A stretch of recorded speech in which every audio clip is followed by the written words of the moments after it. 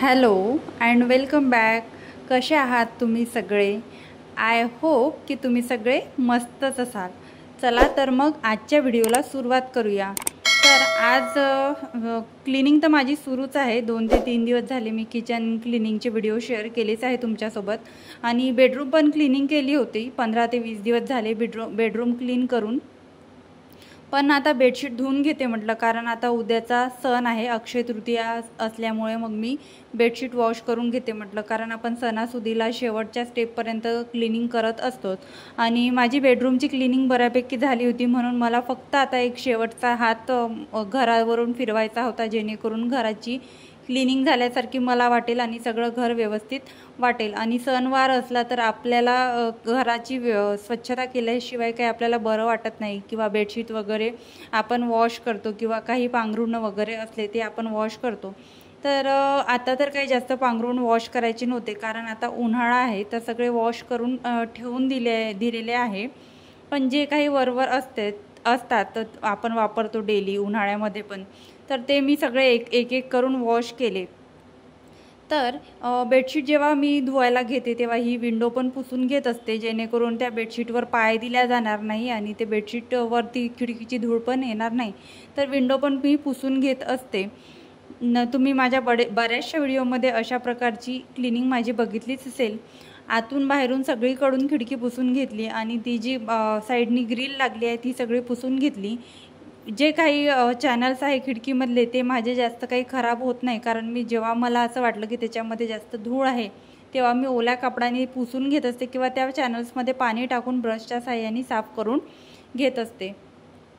तर बेडशीट खिडकी तर पुसून झाली. फॅन तर मी मागच्या व्हिडिओमध्ये पुसले होते, तुम्हाला दाखवलं. आता काही मी फॅन वगैरे पुसले नाही. बेडशीट जुनी जी बेडशीट होती ती वॉश करून घेतली आणि आता छान नवीन फ्रेश बेडशीट मी इथे टाकणार आहे. तर त्यासाठी इथे सगळं असं हे जे प्लास्टिक मिळतं हे मी मेशोवरून ऑर्डर केलं आहे. तुम्हाला जर घ्यायचं असेल तर तुम्ही घेऊ शकता. तुमच्या घरी जर लहान मुलं असेल तर तुम्ही हे टाकू शकतात, की बेडवर किंवा सोफ्यावर सुद्धा आपण हे टाकू शकतो. तर अशा पद्धतीने टाकलं तर लहान मुलांचं कसं असतं, बेडवर काही पण सांडवतात, पाणी वगैरे काही पण त्यांना दिलं तर ते सांडवतात. आणि हृदयाचं कसं होते, जे काही तिला खायला दिलं तिला बेडवर बसूनच पाहिजे असतं, कारण घरात सोफा नसल्यामुळे सगळं काही तिचं आहे ते बेडच आहे. तर काही म्हणू पण शकत नाही, म्हणून ते बेडला गादीला प्रोटेक्शन म्हणून ते प्लास्टिक आम्ही अजूनसुद्धा काढलेलं नाही आहे. तर अशा पद्धतीने पूर्ण जी आहे बेडशीट टाकून घेतली आणि खूप छान असा आनंद होत होता मला नवीन बेडशीट टाकायला. मला या बेडशीटवरची जी प्रिंट आहे आणि या बेडशीटचा कलर खूप जास्त आवडला होता, म्हणून मी हे बेडशीट घेऊन आली डीमार्टमधून. डीमार्टचा हॉल जेव्हा मी तुमच्याशी शेअर केला तर त्या व्हिडिओमध्ये तुम्हाला मी सांगितलंच होतं की मी बेडशीट घेऊन आली. फायनली मी माझ्या बेडरूमची बेडशीट चेंज केली आणि नवीन तुम्हाला पण आता चेंज वाटेल. आणि मला स्वतःला एवढं फ्रेश वाटत होतं नवीन बेडशीट म्हणजे टाकून. आता मला असं वाटते की आता हे जे खिडकीला पडदे लावले आहे ते सुद्धा चेंज करावं, त्याच्यामुळे आणखी छान असा लुक इन बेडरूमला. तर मी आता पडदे पण सर्च करत आहे, जसे मला कर्टन्स भेटेल घरासाठी व्यवस्थित तर मी तशा पद्धतीने कर्टन्स पण परचेस करेन. आणि बेडशीट खूप छान आहे, कापड खूप सॉफ्ट आहे आणि एकदम खूप मला तर पर्सनली खूप जास्त आवडली. मी मेशोवर आणि फ्लिपकार्टवर सर्च करत होती, 2-3 विश लिस्ट पण करून ठेवल्या, पण ऑर्डर काही केल्या नव्हत्या. तर आता माझं नेमकं जाणं झालंच होतं गावी, तर मग मी बेडशीट घेऊन घेतल्या. आणि हे जे पिलो आहे तर हे एकदम सॉफ्ट आहे आणि ते असे पूर्ण फ्लॅट झालेले आहे. आणि दुसरे पिलो आहे बेडमध्ये ठेवून आहे, तर त्या पिलोमध्ये ते जे कवर आहे ते व्यवस्थित लागतील. या पिलोला काही ते कवर व्यवस्थित लागत नाही. तर ते जे ठेवलेल्या पिलो आहे त्या मी याच्यासाठी काढत नाही की त्या एकदम फुगतात, आणि अशा फ्लॅट पिलोच आम्हाला बऱ्या पडतात, म्हणून मग मी याच पिलो ठेवते. तर बेड वगैरे सगळा व्यवस्थित लावून झाला, बेडशीट पण लावली. आणि मला तर खूप मोठं असं काम वाटतं बेडवरची बेडशीट लावणे. बेडशीट धुवायला जेवढा मला कंटाळा येत नाही तर तेवढा मला त्या बेडवर बेडशीट लावायचा कंटाळा येतो. त्याचबरोबर हा कूलर खिडकीच्या साईडनी असल्यामुळे एकदम खूप जास्त याच्यावर धूळ येते. आणि आता उन्हाळ्यात काय होतं, दिवसभर अशी ऊन तापत आहे आणि संध्याकाळच्या वेळेला असा वारा वगैरे येतो, आणि वारा आल्यामुळे खिडकीच्या साईडनीच खिडकीच्या साईडनीच कूलर असल्यामुळे कूलर पण खराब होतो आणि ऑब्वियसली खिडकी पण खराब होतेच आहे. वाऱ्यामुळे धूळ तर येते आणि खिडकी पण खराब होते आणि बेडशीट पण खराब होते. तर उन्हाळ्यामध्ये जरा जास्तच कामं लागतात आपल्याला क्लिनिंगचे आणि सगळं वॉश करायचे.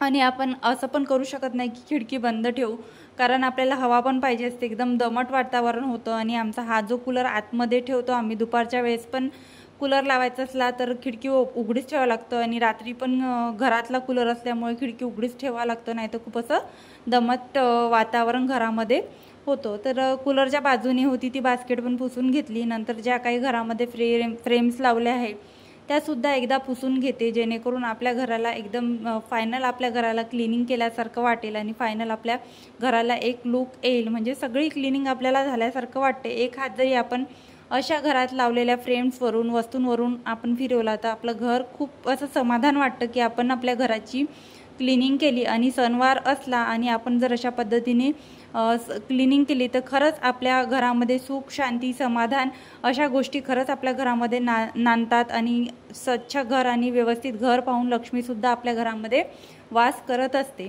तर अशाच पद्धतीने सगळी क्लिनिंग झाली माझी. फ्रेम्स वगैरे पुसल्या, सगळं पुसून घेतलं. त्या बेडरूमची पण क्लिनिंग झाली. बेडरूमची क्लिनिंग जास्त करावं लागते मला, कारण खिडकी असल्यामुळे जास्त बेडरूम खराब होतं, धूळ येते. आणि माझ्या हॉलला खिडकी नसल्यामुळे हॉलमध्ये काही जास्त धूळ पण येत नाही आणि खराब पण होत नाही. तरी पण जे काही पडद्यांचे रॉड होते घरामध्ये ते सगळे पडद्यांचे रॉड मी पुसून घेतले, कारण पडद्यांच्या रॉडवर पण धूळ येते. त्याचप्रकारे ह्या ज्या चेअर आहे ह्या ठेवल्या त्या चेअरवर एवढी धूळ असते आणि आपल्याला बसल्यावर जाणवते की या चेअरवर खूप अशी धूळ आहे. सर्वात जास्त टाईम हा बेडरूममध्ये स्पेंड होत असल्यामुळे आम्ही काही हॉलमध्ये बसतच नाही. बेडरूम खूप मोठी आहे आणि हॉल छोटा आहे. आणि टी व्ही वगैरे लावला आणि टी व्ही वगैरे बघत असलो किंवा जेवण वगैरे करत असलो तेव्हाच हॉलमध्ये बसतो. बाकी सर्वात जास्त टाईम आमचा बेडरूममध्येच जातो, कारण बेडरूममध्ये बेड असल्यामुळे थोडं निवांत वाटतं, तर तिथे जास्त टाईम जातो. तर ह्या खुर्च्यांवर लक्षच राहत नाही आणि नेहमी आपण एवढं वॉश करू शकत नाही.